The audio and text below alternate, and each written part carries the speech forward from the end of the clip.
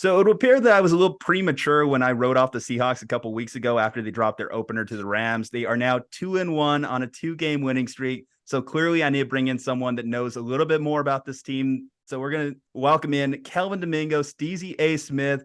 Kelvin, so Seahawks through 3 weeks. What do you think has been the most consistent thing you've seen about this team this year? I think with the Seahawks, definitely the ability to score the football, and I think definitely the ability to run the football.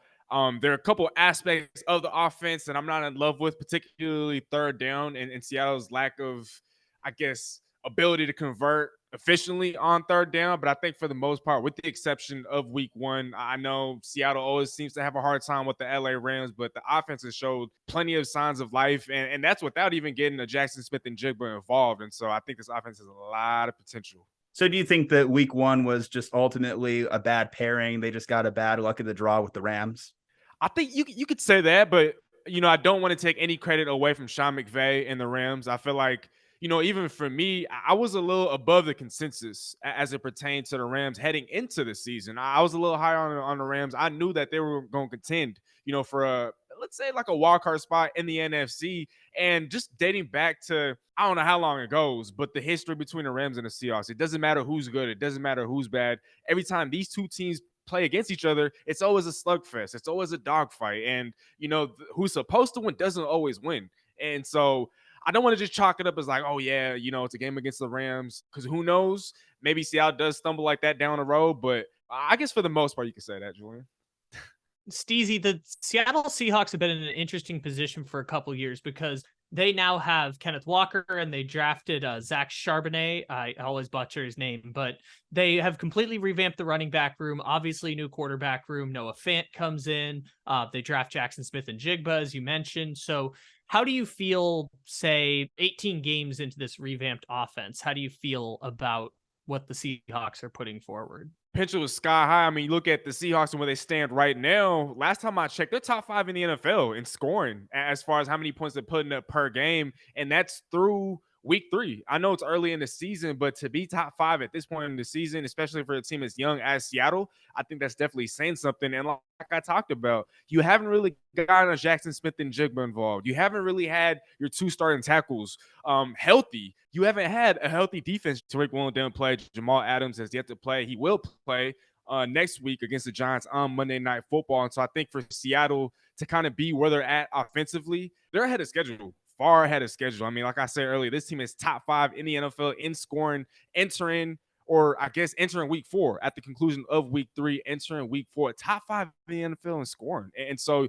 it's a bunch of young talent, the exception of obviously the veterans and the Geno, DK, and Tom, not Stone, Charles Cross and Abraham Lucas. The protection has been holding up well with the backups coming in there and playing very solid football. Again, the offense, there's still plenty of signs, plenty of areas for them to improve, but right now it's ahead of schedule. They're very potent, and man, I think the sky's the limit. One of the big driving forces of this offense is at the end of the day going to be the quarterback position. And the jury is still out kind of on what Geno Smith brings to this team. Through 3 weeks, do you think that Geno's regressed, stayed the same, or improved from last season? Man, I think if anything, he's improved. I think it's hard to say that he's regressed, especially when he hasn't had his 2 starting tackles, and yet the protection has held up. He has been able to compensate for that. I think his ability to kind of, be mobile in and out of the pocket. He's always had sneaky athleticism. I think he's been able to showcase that. I think the accuracy has still been there. Maybe the deep ball, he hasn't been pushing the ball as often deep down the field as he was last year, but I think play calling will start to open up. And so I think at this point, it's safe to say that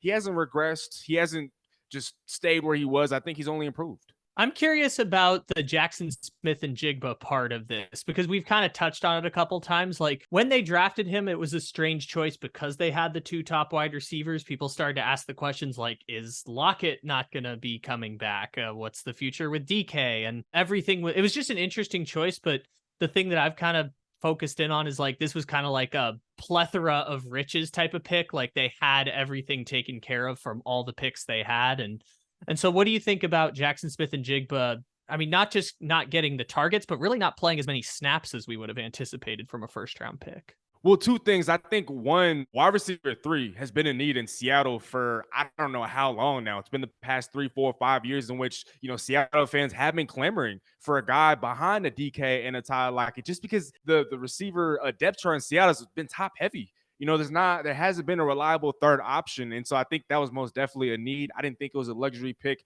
whatsoever. You look at Seattle, they've constantly ranked near the bottom of the league as far as yards after the catch. And that's something that Jackson Smith and Jigba excelled at in college and then some. And so I think with his lack of inclusion in the game plan, I think you can kind of attribute some of that to his wrist injury. Because if you guys recall, was it the second preseason game of the preseason? The second week of the preseason, excuse me, he broke his wrist, or at least he broke a couple bones in his wrist. And so I think that's kind of, played a factor into why he hasn't been 100%, why he hasn't been getting as many snaps as he probably should be getting. But I remember seeing a report that if he were to play week 1, he probably wouldn't be 100% until about week 3, week 4, maybe after the bye. And so I think as the weeks start to progress, as we get deeper into the season, he'll be more involved in the offense, and we'll start to see why Seattle took him 20th overall. Now, a lot of the talk in the offseason was that the Seahawks were getting a little bit closer to the 49ers. And through the early season evaluation, as I look at this 49ers team, they're looking like a Super Bowl worthy team. Whereas the Seahawks, I think they're still a team that will obviously be in the NFC playoffs if they keep playing like this. But I still think the Niners today are in a separate tier than them. And you look at their 3 matchups last year, you mentioned that the deep ball or going for the deep ball hasn't really been there. Do you think the Seahawks can even match up well with the Niners if they don't start to push the ball downfield a little bit more? Oh, most definitely. I mean, and Julian, I'm in agreement with you. I don't think Seattle is in the same tier as San Francisco. San Francisco is in their own tier. And if they're to stay healthy, they should win the Super Bowl this year. I mean, that's my pick to win the Super Bowl. And coming from a Seahawks fan, it almost disgusts me to have to say something like that. But, as you guys know, I try to be as objective as possible. And I know I speak real whenever I can. When I look at the 49ers play, I mean, that's the best team in football right there. But going back to what you were saying, yeah, heck yeah. What Seattle's never going to be able to match up if they're not pushing the ball down the field. And like I said, as soon as Jackson Smith and Jigba is more comfortable with his wrist, he starts to incorporate him more into the game plan. Pete Carroll's been hyping up Jake Bobo, who caught his first touchdown against the Panthers just yesterday. He's going to be more involved in the game plan. DK Metcalf wasn't 100%, yet still caught 6 passes for 112 yards against the Panthers with sore and injured ribs. And so once Seattle gets back those offensive tackles, Charles Cross, Abe Lucas, then Geno is probably going to be more confident, staying in the pocket an extra second or two just so he can push the ball down the field. But I think right now guys aren't healthy and the playbook isn't nearly as open as it was because guys aren't healthy. But once guys get healthy, the playbook is going to open up. Geno's going to be more comfortable passing the ball down the field, and we're going to start to see the D-ball more.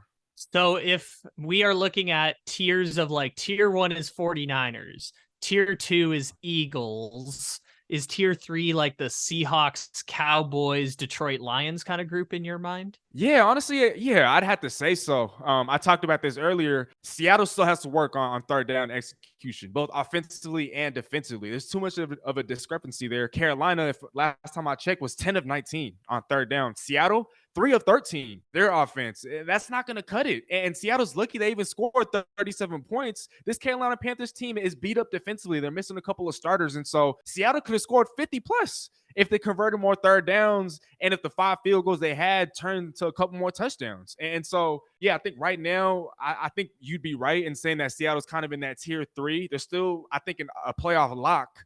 Obviously, as long as guys stay healthy. But as far as being a real contender, as far as representing the NFC in the Super Bowl, they're below the Eagles, below the Niners, and they're probably still below the Cowboys. I'd probably put them 4th right now in the NFC, but in tier 3. I got to give an appreciation question to your guys' running game because Kenneth Walker, he is a stud. And Zach Charbonnet in this last game, when he bodied that defender at the goal line, that should have counted as a touchdown. Like, I know it didn't, but it felt like it should have. Just like style points, what he did to that poor man. He stole a man's soul. That was like Derrick Henry type stuff. How do you rate the running game between Charbonnet and Walker, that 1-2 punch?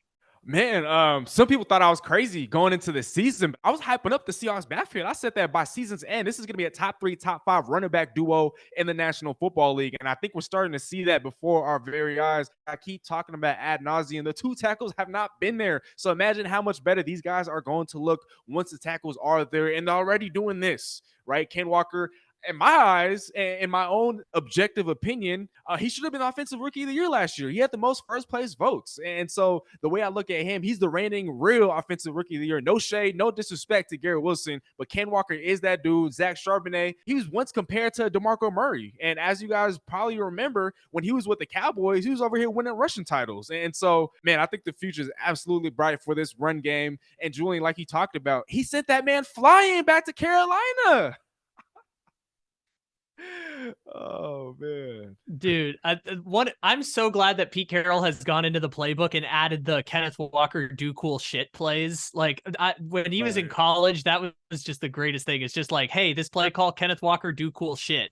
And then they went to the playbook and changed things up for him. If you got Kenneth Walker, you got Charbonnet, and you got this top running game, how you feel about them going into the New York Giants next week, a team that allows an average of 2.5 yards before contact on the ground, worst in the NFL? Wow. I mean, you look at the Carolina Panthers, and before their matchup in week 3, they were 25th in the NFL, and they were giving up 132 rushing yards per game. And so I think with the New York Giants, there's a lot of potential on that defense. But yeah, like you talked about, league worst against the run. They're without their own star running back in a Saquon Barkley. And so that offense is going to struggle. That offense is going to struggle to put up points, which is going to put even more pressure on the entire defense. And I just think Seattle is going to absolutely bludgeon, that New York Giants run defense. It's going to be a run-heavy game plan, just like what it was against Carolina. Seattle is probably going to be favored. If not, they should be as the week does come along. And so Ken Walker has yet to rush for 100 yards on the ground on the season. And so I think he eclipses the century mark as far as rushing. And Zach Charbonnet, he could push for 50 plus because I think his season high was that 46 or 43 that he had just a couple days ago. I think we'll see season highs from both these guys. All right, Steezy A. Smith, tell us where we can follow and listen to your content. Hey, first of all, as always, thank you, Julian. Thank you, Kyle. Shout out to y'all. As always, you guys put out great work. Love seeing your guys' stuff at the Slump Buster podcast on all social media platforms. Show these boys some love. Once you go do that, you can find me at Steezy A. Smith, SteezyASmith, all social media platforms. All right, guys. Well, let us know your thoughts on Seahawks Giants this coming Monday night. We'd like to hear where you're feeling about that game. Kenneth Walker, Zach Charbonnet, that offense, how are you feeling about it? I'd like to hear your thoughts on that in the comment section as well. Leave a like on the video. Follow all Steezy's content. Kyle, Juju, stay safe, happy, and healthy. We'll see you on the next one.